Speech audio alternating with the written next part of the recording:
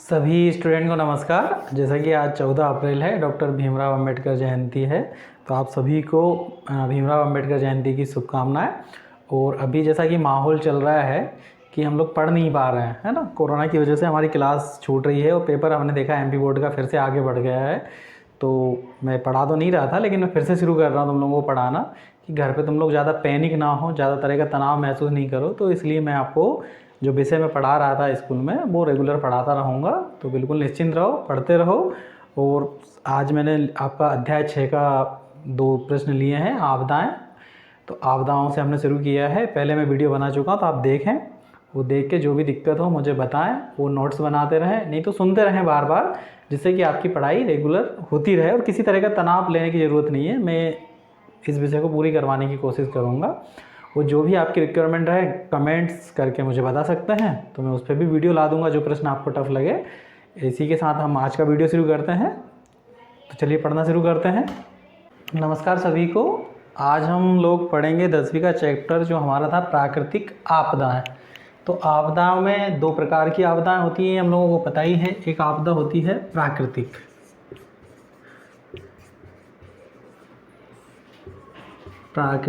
आपदाएं। प्राकृतिक आपदाएं कौन सी होंगी? वह आपदाएं जो मानव निर्मित ना होते हुए प्रकृति द्वारा आई हुई होती हैं, उनको हम प्राकृतिक आपदाएं बोलते हैं। दूसरी जो आपदा होती है वो होती है मानव निर्मित आपदा। मानव निर्मित आपदा से आशय उन आपदाओं से है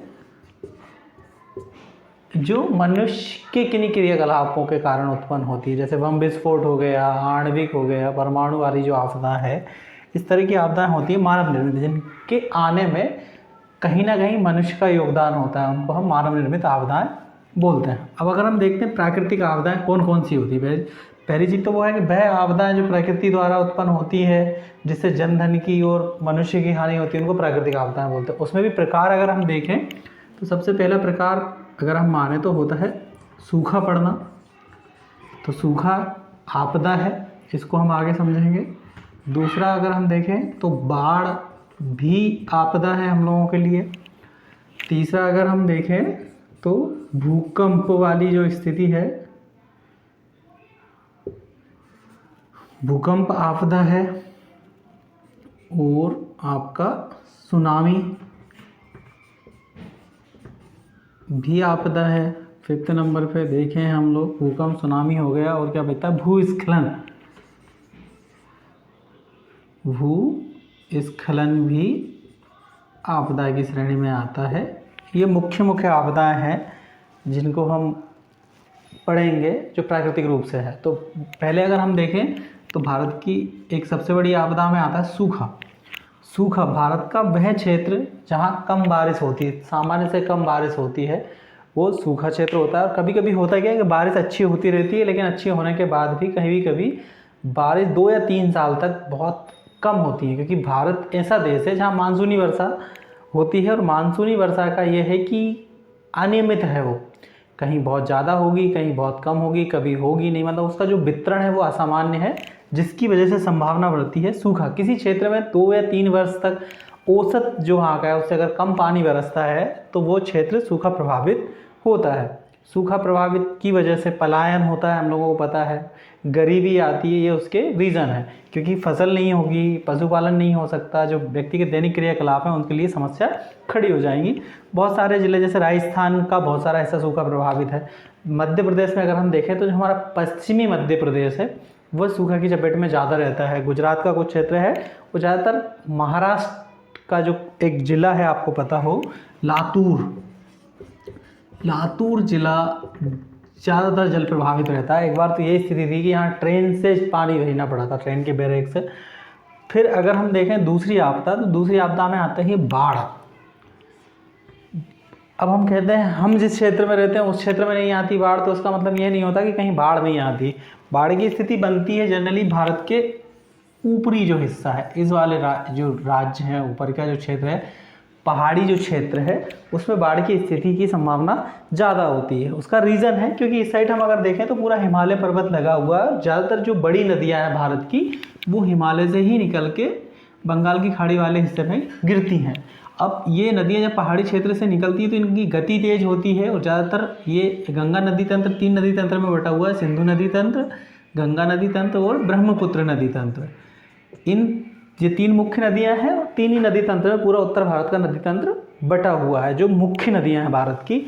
और जब ये इस क्षेत्र में बारिश होती है तो पूरा का पूरा जैसे ही मैदानी क्षेत्र में पानी आता है तो वो एक तो बहुत ज़्यादा होता है, मुख्य नदी में पानी बहुत ज़्यादा होने के कारण सहायक नदियाँ उफान पे जाती हैं और बाढ़ की स्थिति बनती है। तो अगर हम भारत में बात करें तो सबसे ज़्यादा बाढ़ प्रभावित ज़िले अगर आपके आएंगे तो वो आएगा, एक तो बिहार राज्य आएगा, बिहार में ये स्थिति ज़्यादा बनती है। पश्चिम बंगाल, इसमें भी बाढ़ की स्थिति रहती है। यूपी के कुछ क्षेत्र, और अगर हम देखें तो असम में जो बाढ़ आने का रीज़न है वो है आपका ब्रह्मपुत्र नदी तंत्र। और उसके बाद में ये नदियाँ आम है, पता ही है, पश्चिम आपका जो बांग्लादेश है उस वाले क्षेत्र में गिर जाती हैं जहाँ मैक्रो वन बनाती हैं। तो बाढ़ की स्थिति ज़्यादातर इस क्षेत्र में होती है। मध्य प्रदेश में भी हमने देखा कि कभी कभी बहुत ज़्यादा बाढ़ वाली स्थिति बनती है, और ज़्यादा पानी गिरने से मध्य प्रदेश की नदियों में बाढ़ आती है, लेकिन वो बाढ़ कुछ समय के लिए होती है, बहुत ज़्यादा लंबे समय तक नहीं रहती। लेकिन भारत का अधिकांश हिस्सा, खास करके उत्तर भारत का जो हिस्सा है वो बाढ़ प्रभावित ज़्यादा रहता है, प्रायद्वीपीय क्षेत्र में बाढ़ प्रभावित हिस्सा कम होता है। तीसरी अगर हम प्राकृतिक आपदा देखें तो वो है भूकंप। भूकंप से अब हम क्या अंदाज़ा लगाएं, तो भूकंप का मतलब होता है भूमि का कंपन।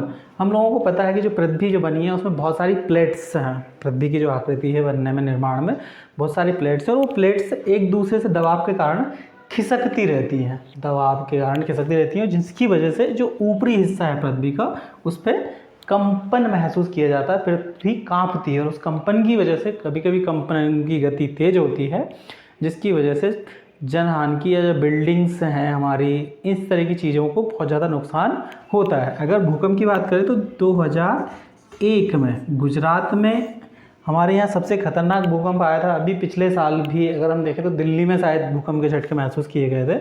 भूकंप से बहुत ज़्यादा जनहानि होने की संभावना होती है, और सबसे खतरनाक ये इसलिए होता है कि इसमें राहत पहुँचाने की कार्रवाई नहीं हो पाती, वो बहुत ज़्यादा बाधित होती है राहत पहुंचाने की जो कार्रवाई है, क्योंकि जो संचार के साधन हैं या रोड्स हैं, बिजली के खंभे हैं, ये सब टूट जाते हैं, तो हमारा संपर्क उस क्षेत्र से छूट जाता है।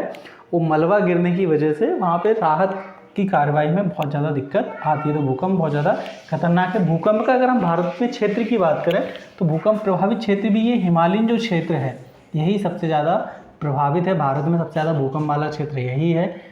फिर गुजरात वाला जो हिस्सा है इसमें भी भूकंप महसूस किए जाते हैं, और प्रायद्वीपीय क्षेत्र में भी कभी कभार भूकंप के झटके महसूस किए जाते हैं। लेकिन सबसे ज़्यादा प्रभावित जो क्षेत्र है वो है हमारा हिमालयन पर्वतीय क्षेत्र। अगला हमारा पॉइंट जो है, मुख्य आपदा जो है वो है सुनामी। अब आप सुनामी मैंने क्लास में पढ़ाया भी है। सुनामी से आशय है समुद्र में जब जो लहरें हैं, वैसे समुद्र की लहरों की ऊंचाई 2 मीटर के आसपास होती है, बहुत ज़्यादा ऊंचाई नहीं होती, लेकिन जब समुद्री लहरों की ऊंचाई बहुत ज़्यादा हो जाती है, लगभग 10 मीटर के आसपास पहुंच जाती है, अब ऊंची लहरें, और उसकी वजह से पानी अंदरूनी क्षेत्रों में चला आता है, समुद्र की लहरों का पानी अंदरूनी क्षेत्रों में भर आने लगता है, उसकी वजह से जो स्थिति बनती है उसको हम बोलते हैं सुनामी। सुनामी जो भारत में आई थी, सुनामी जो हमारे यहाँ प्रभावित है, वो 2004 का वर्ष है। 2004 में सुनामी आई थी, जिससे हमारा एक तो अंडमान निकोबार द्वीप समूह वाला क्षेत्र और ये तटीय क्षेत्र जो है हमारा केरला हुआ, तमिलनाडु, आंध्र प्रदेश, ये प्रभावित हुए थे। बहुत ज़्यादा नुकसान हुआ था हमें। तो सुनामी समुद्री लहरों का अपनी औसत ऊंचाई से ज़्यादा होना और अंदरूनी क्षेत्रों में भरा जाना। अब ये क्यों खतरनाक है? क्योंकि इसका कोई पता होता नहीं है, और जो तटीय क्षेत्रों में रहने वाली आबादी है, हमारे भारत में बहुत ज़्यादा आबादी ऐसी जो तटीय क्षेत्रों में, पूर्वी और पश्चिमी तटों में निवास करती है, और जो उससे प्रभावित होती है, क्योंकि उनकी जीविका समुद्र पर आधारित है। उनका जो मुख्य व्यवसाय है वो होता है मछली पालन, ये मछलियों को पकड़ना।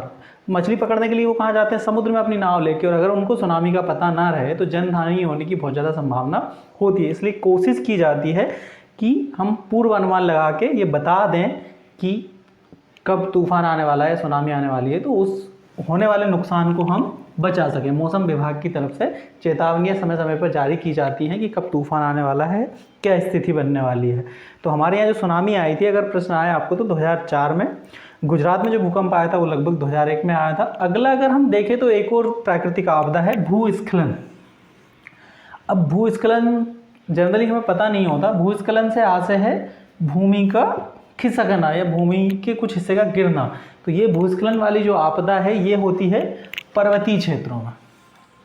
पर्वतीय क्षेत्रों में जो हमारी पहाड़ी क्षेत्र हैं, यहाँ पे क्या पहाड़ों की ऊंचाई बहुत ज़्यादा है, और जहाँ जब बाढ़ आती है या भूकंप आता है तो उसकी वजह से जो ऊंचे पर्वतीय क्षेत्र हैं उनमें से पत्थर नीचे गिरने लगते हैं। पहाड़ी क्षेत्रों में जो रोड्स बने हुए हैं पहाड़ों को काट के उन पे आकर गिर जाते हैं। स्खलन होता है, बाढ़ की वजह से होता है, भूकंप की वजह से होता है, या अन्य जो मानवकृत विस्फोट होते हैं रोड बनाने के लिए या खनन के लिए, उनसे भी ये होता है, जिसकी वजह से भी प्रभाव पड़ता है। तो भूस्खलन वाली जो समस्या है वो पर्वतीय क्षेत्रों में है। पर्वतीय क्षेत्रों से आशय यहाँ हमारा अगर हम देखें सबसे ऊपर जम्मू कश्मीर है, उससे लगा हुआ हमारा हिमाचल है, उत्तराखंड है ना, फिर उत्तर प्रदेश का कुछ हिस्सा आ जाता है, लेकिन वो पहाड़ी राज्य नहीं है। इधर वाले हिस्से में आती है सिक्किम वाला हिस्सा हो गया हमारा, उसके बाद में हो गया हमारा अरुणाचल प्रदेश, और ये पूरा के पूरा जो क्षेत्र है इसमें ज़्यादा संभावना होती है भूस्खलन की। मतलब पहाड़ी राज्यों की समस्या है ये, जहाँ पहाड़ होंगे वहीं भूस्खलन की समस्या बनेगी, और इसके निर्माण में मुख्य भूमिका निभाती है बाढ़। बाढ़ की वजह से कटाव होता है, जिसकी वजह से ये नुकसान होता है। दूसरा हमारा होता है भूकंप की वजह से भी भूस्खलन की स्थिति बनती है, और कभी कभी खनन की वजह से जो मानवकृत खनन होता है, खनन की वजह से हम लोग जो विस्फोट करते हैं रोड निर्माण में उससे भी भूस्खलन होने की संभावना बढ़ती है। यहाँ हमने जो आपदाएं समझी हैं वो सारी की सारी प्राकृतिक आपदाएं हैं मुख्य रूप से। और अगर हम देखें तो कुछ आपदाएं ऐसी होती हैं जो मनुष्य द्वारा निर्मित होती हैं, जैसे कि आपका हो गया रासायनिक कुछ आपदा, रसायन निर्माण का, या जैविक, जैसे अभी कोरोना चल रहा है, कुछ लोग कह रहे हैं कि ये लैब से निर्मित वायरस है जिसकी वजह से ये हो रहा है। बम विस्फोट, आतंकवादी घटनाएं जो होती हैं, है ना, ये कैसी आपदा हैं? मानव निर्मित आपदा है। बम विस्फोट हुआ, रासायनिक जैविक वाला जो हमारा परमाणु बम या आणविक वाला, जैसे परमाणु बम वाला हमने सुन रखा है हिरोशिमा और नागासाकी वाली जो घटना है 6 अगस्त और 9 अगस्त 1945 को द्वितीय विश्व युद्ध के समय अमेरिका ने जापान के जो 2 नगर हैं हिरोशिमा और नागासाकी, वहाँ पे परमाणु बमों से हमला कर दिया, और उसका हम आज भी देख सकते हैं कि वहाँ स्थिति बहुत ज़्यादा खराब है। आज भी वहाँ पे प्रभाव उसका देखा जा सकता है। तो ये जो आपदाएं हैं ये है मानव निर्मित आपदाएं। इन सबको हमने समझा। इससे आगे के जो भी टॉपिक रहेंगे वो हम देखेंगे अगली वीडियो में। आप लोगों के एग्ज़ाम आगे बढ़ चुके हैं, 1 महीना का वो है, तो आप लोग घबराएं नहीं। हम कोशिश करेंगे कि आपका रिवीजन अच्छे से हो जाए, इसी के लिए ये शुरुआत की है। तो आप लोग पढ़ते रहो, नोट्स बनाते रहो, बार बार वीडियो को सुनते रहो, तो उससे क्या होगा कि आपको याद हो जाएगा टॉपिक, है ना। जय हिंद, जय भारत।